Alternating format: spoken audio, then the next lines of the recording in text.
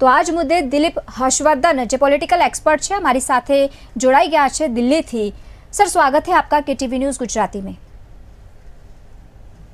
लगातार 52 दिन हो गए हैं दिलीप जी इस हिंसा को, और अब इतने दिनों बाद एक बैठक बुलाई जाती है जिसमें मुद्दाओं पर चर्चा भी होती है। आप इस परिस्थिति को किस तरह से देख रहे हैं?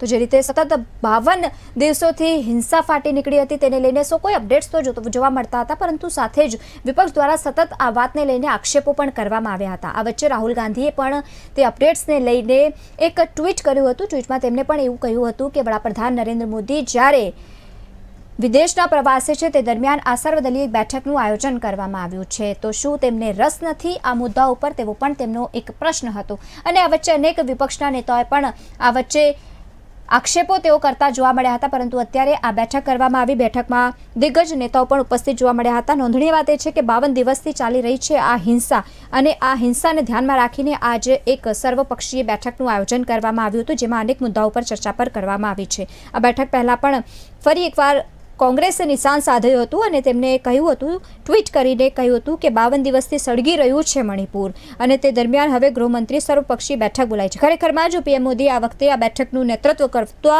હોત, પરંતુ તેમને આમાં વધુ રસ નથી, અને અત્યાર સુધી તેઓ મૌન કેમ છે, આવા પ્રશ્નો પણ ઊભા થયા છે વિપક્ષ તરફથી। વધુમાં તેમણે કહ્યું હતું કે 2002 થી 2017 વચ્ચે 3 વખત મુખ્યમંત્રી રહીને મણિપુરને વિકાસ અને શાંતિના માર્ગે પર લઈ જવાના જે વ્યક્તિ છે ઓકરામ દોઈબોસી આ બેઠકમાં કોંગ્રેસ વતી પક્ષ રજૂ કરશે તેવું પણ તેમના દ્વારા કહેવામાં આવ્યું હતું।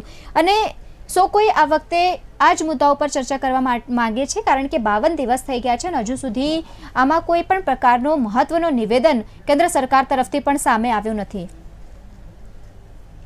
यशवर्धन जी, 52 दिन, माफ करना दिलीप जी, 52 दिन हो चुके हैं और अब एक बैठक बुलाई जाती है जिसमें मुद्दों पर चर्चा तो होती है। आप ये परिस्थिति को किस तरह से देख रहे हैं? देखिए, परिस्थिति पूर्णतः राजनीतिक है और राजनीति ही इसकी जन्मदाता है। जैसा बात है कि कोर्ट के आदेश के बाद पिछले 10 साल का फैसला था उसको लागू करने के लिए जो कोर्ट ने आदेश दिया, उसके बाद सरकार हस्तक्षेप कर सारी हिंसा बढ़ने लगी। लेकिन ये जो जड़ें हैं, अगर आप जड़ों में जाएंगे, जड़ें कहीं ना कहीं राजनीति ने ही हो रही है। और पिछले 54-55 दिन से हिंसा चली आ रही है। भाजपा की सरकार केंद्र में भी है, प्रदेश में भी है, और सीआरपीएफ सेंट्रल फोर्सेस को वहां डिप्लॉय कर दिया गया, इतनी जानमाल का नुकसान हो गया। ये मीटिंग अब नहीं, मीटिंग पहले बुलाई जानी चाहिए, और पता नहीं किन कारणों से, कारण राजनीतिक ही है, लेकिन वास्तविक राजनीतिक कारण क्या है ये राजनीतिक पार्टियां बेहतर जानती हैं। विपक्ष का इन्वॉल्वमेंट भी है और सत्ता का इन्वॉल्वमेंट भी है, क्योंकि जब इस तरह की हिंसाएं बढ़ती हैं तो इसका फायदा हमेशा राजनीति को, मानवता को नुकसान होता है, पर्सनल संपत्तियों का नुकसान होता है, सरकारी संपत्तियों का नुकसान होता है, लेकिन राजनीति को फायदा होता है, और उसी राजनीतिक फायदे के चलते ये हिंसा बढ़ती है।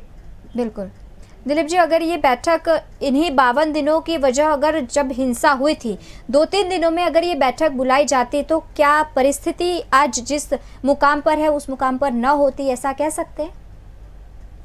बिल्कुल, क्योंकि देखिए कोई भी चीज इस देश में लॉ एंड ऑर्डर के ऊपर नहीं जी, और लॉ एंड ऑर्डर को मेंटेन करने की पूरी जिम्मेदारी राज्य सरकार की है और उसके बाद केंद्र सरकार की। जब आप सीआरपीएफ का डिप्लॉयमेंट वहां पर कर सकते हैं, असम राइफल्स को वहां डिप्लॉय कर सकते हैं, तो आपको एक हाई सिक्योरिटी मीटिंग करके वहां पर स्थिति को कंट्रोल करने की जो भी जरूरत, इस तरह का भी लॉ एंड ऑर्डर वहां जरूरत है, वो क्यों नहीं कर रहे हैं? क्यों आप इंतजार कर रहे हैं कि और ज्यादा से ज्यादा लोग मरे, ज्यादा से ज्यादा जान माल की हानियां हो?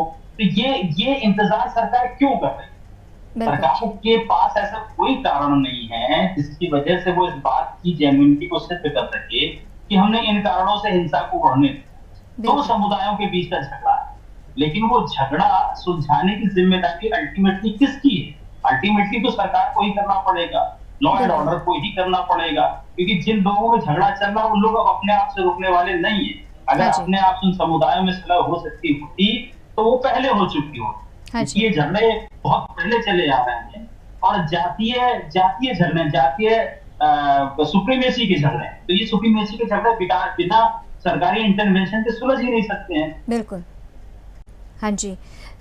इस तरह की जिस तरह लड़ाइयाँ हो रही है, हिंसा, उसमें ये जो सर्वदलीय बैठक बुलाई गई है उसमें ममता बनर्जी जो है अनुपस्थित देखी गई, तो ऐसा नहीं लगता कि हिंसा और लड़ाई अपनी तरफ है, पर जब इस तरह की हिंसा हो रही है तो सबको एक साथ मिलके इस बात का कोई हल निकालना चाहिए? देखिए, मेरे हिसाब से तो सर्वदलीय बैठक ना कह के इसको जो जनप्रतिनिधि है उनकी बैठक कही जानी चाहिए, क्योंकि ये अच्छा। किसी दल का मामला नहीं, जी। ये जनता का मामला है, जैसे डेमोक्रेसी का मामला है। और डेमोक्रेसी का प्रतिनिधित्व जितने भी लोग करते हैं, वो चाहे वो किसी भी दल के हो, जी। किसी भी राज्य के हो, किसी भी क्षेत्र के हो, किसी भी जाति के हो, जनप्रतिनिधि का ये सामाजिक, संवैधानिक और कानूनी दायित्व बनता है कि जनता की रक्षा के लिए अगर उनका पार्टिसिपेशन जरूरी जी। है तो उन्हें करना चाहिए। ममता बनर्जी अगर इस मीटिंग को बाइकआउट कर रही है तो अगेन राजनीति ही सारी चीजों का कारण है, और राजनीति के चलते ही वो इसका समर्थन नहीं कर। बिल्कुल। दिलीप जी, राज्य सरकार के साथ साथ केंद्र सरकार के भी कुछ अपने अनुशासन में जिस तरह से वो चल रहे हैं, तो केंद्र सरकार का क्या रोल आप देख सकते हैं? जब राज्य सरकार के हस्तगत नहीं हो पा रहा है तो केंद्र सरकार क्या दस्तक करके ये परिस्थिति को नियंत्रण में ले सकती थी ना? बिल्कुल ले सकती है, केंद्र सरकार के पास संवैधानिक पावर है। और मजे की बात तो ये है कि केंद्र और राज्य में एक ही पार्टी की सरकार, तो ये जी। भी नहीं कर सकते हैं, कह सकते हैं कि कोई पार्टियों के बीच में राजनीतिक कॉन्फ्लिक्ट है। और यहाँ पर राजनीतिक कॉन्फ्लिक्ट का कोई मतलब ही नहीं है, क्योंकि जब सरकारें बन जाती हैं तो सरकारें किसी पार्टी की नहीं होती, कानूनी रूप से किसी पार्टी की सरकार नहीं होती है, वो जनता की सरकार होती है। और जनता की सरकार की पहली जिम्मेदारी जनता के प्रति बनती है, वो किसी भी मामले में हो, चाहे वो हिंसा के मामले में हो, चाहे वो सर्विसेज के मामले में हो, चाहे वो योजनाओं के मामले में हो। और यहाँ पर अगर हिंसा भड़की हुई है तो जनता की सरकार की सबसे पहली जिम्मेदारी जनता की सुरक्षा की बनती है, जनता की सुविधाओं की बनती है। और क्या कारण है जिनके कारण ये लड़ाई हो रही है, उन कारणों को समाप्त करने पे जी। अगर कोर्ट के आदेश के बाद सरकार ने कोई फैसला लिया, एक्शन में आई, तो उन्हें जनता को ये समझाना चाहिए कि सरकार का काम नहीं है, कोर्ट का आदेश है। हाँ और जी। कोर्ट के आदेश से अगर किसी को कोई दिक्कत है तो वो इस तरीके से हिंसा करके नहीं जा सकते, बिल्कुल। उसकी कानूनी प्रक्रिया है, वो हायर कोर्ट में जाए या उसी कोर्ट पे रिव्यू डाले। लेकिन जनता को ये बात समझाएगा कौन? ये बात समझाना सरकार की और जनप्रतिनिधियों की जिम्मेदारी। बिल्कुल।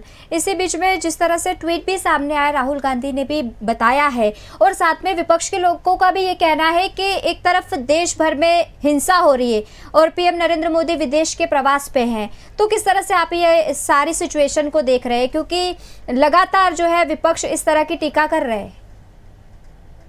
देखिए, प्रधानमंत्री का विदेश में होना और देश में हिंसा का होना, ये दोनों संबंधित तो है, लेकिन इतना संबंध नहीं। हाँ जी। क्योंकि प्रधानमंत्री के पास एक स्टेट की जिम्मेदारी नहीं, पूरे देश के हर एक्टिविटी की जिम्मेदारी। बिल्कुल।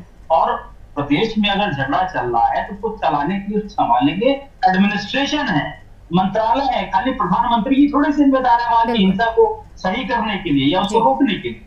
प्रधानमंत्री नहीं जाएंगे, प्रधानमंत्री को जो भी करना है वो वर्चुअल मीटिंग कर सकते हैं, आदेश दे सकते हैं, लेकिन प्रधानमंत्री खुद जाकर के वहां लॉ एंड ऑर्डर को नहीं संभालेंगे। लॉ एंड ऑर्डर की सिचुएशन को अगर संभालने की जरूरत आती है तो एडमिनिस्ट्रेशन की जिम्मेदारी होती है।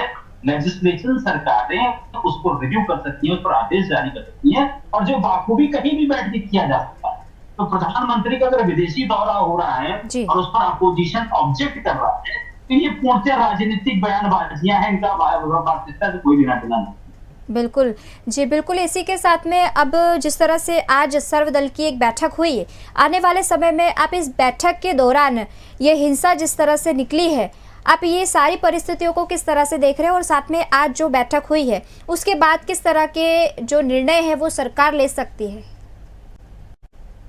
देखिए, इस समय सरकार को एक ही निर्णय प्राइमरी लेवल पर लेना चाहिए कि वहां हिंसा रोकने के बाद, हिंसा रोकने से समस्या नहीं समाधान होती, समस्या अपनी जगह पर है, समस्या की जड़ें आज की नहीं है, दशकों पुरानी है। कांग्रेस के समय पे भी ये समस्या थी, भड़की अब जा करके है। तो सबसे पहली जिम्मेदारी सरकार है कि जो हिंसा है, जो जान माल की नुकसान हो रहा है, उसको सबसे पहले रोके, शांति व्यवस्था स्थापित करे। उसके बाद उस समस्या के समाधान के लिए जो जरूरी हो, चाहे वो सामाजिक स्तर पे हो, चाहे वो राजनीतिक स्तर पे हो, और चाहे वो कानूनी स्तर पे, वो जो अच्छे स्टेप्स हैं वो शांति व्यवस्था को बनाने के लिए। और ये भी देखना होगा कि दोबारा इस तरह की हिंसा ना बढ़ के, इसलिए इस तरह का कोई प्रॉमिस सरकार की तरफ से नहीं होना चाहिए, जिसको सरकार आगे चल के पूरा ना कर पाए और ये हिंसा दोबारा से बढ़ा। जी जी दिलीप जी, आपका खूब खूब धन्यवाद के टीवी न्यूज़ गुजराती के साथ जुड़ने के लिए।